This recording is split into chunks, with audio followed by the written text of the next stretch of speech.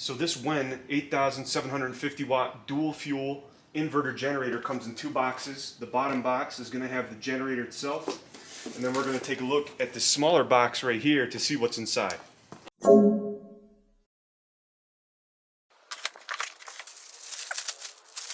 Comes with the propane hose attachment.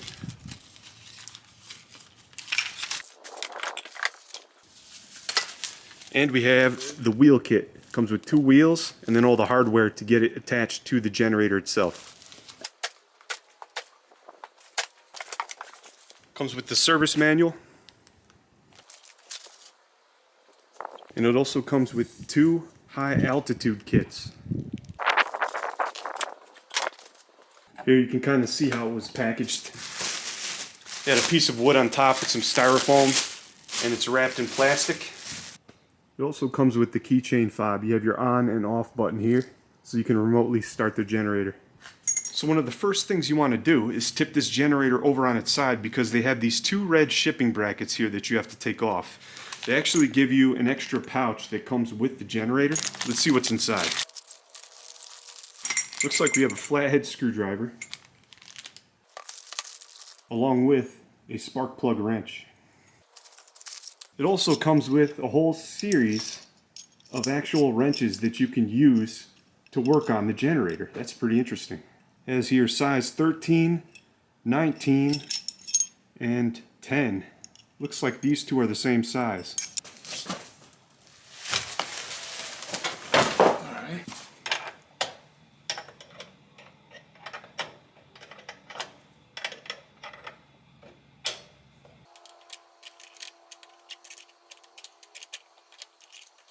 So this is the included funnel, and without this it's going to make it hard and inaccessible to put the oil into the crankcase down here at the bottom.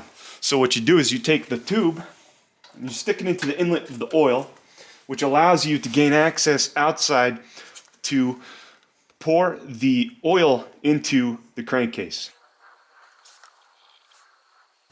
Take the rubber cap off, screw on this end of the hose.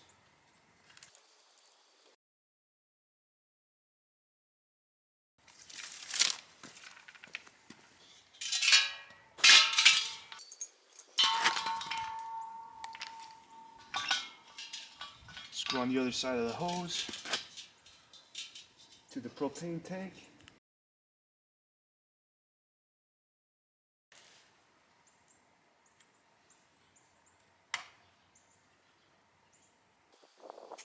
It's on propane. Alright, so we had to connect the battery, and we have the ignition light blinking. We turned on the generator. The propane tank is connected.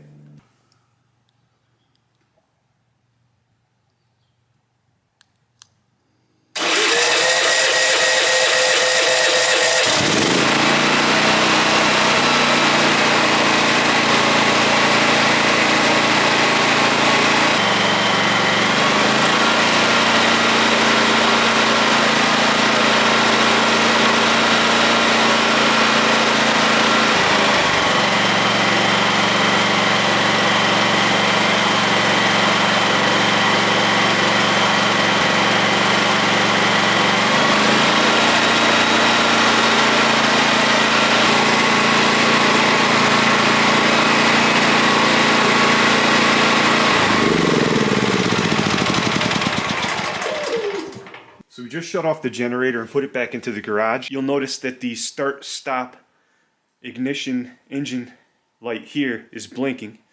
That's just stating that there is power going to the push button. So all you do is you turn it off, because this lever here is what provides power from the battery to the push button ignition. You have your output, overload, and oil lights to let you know if there's a problem. You have the CO watchdog, which will automatically illuminate and shut off the generator if there is excessive CO in the air, because you're not supposed to be running this generator inside. It's supposed to be outside. You have your eco mode switch here. You have your overload reset.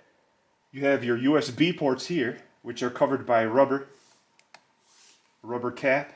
You have your 120 volt outlets. here and here. You have your 30 amp plug here for RV, and you also have another 30 amp plug for most household generator hookups.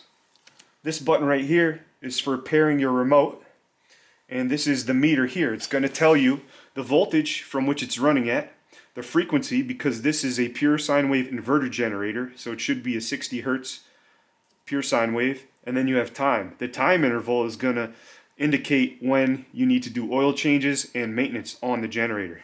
And right here you're able to run a ground wire to here to make sure that the generator is grounded.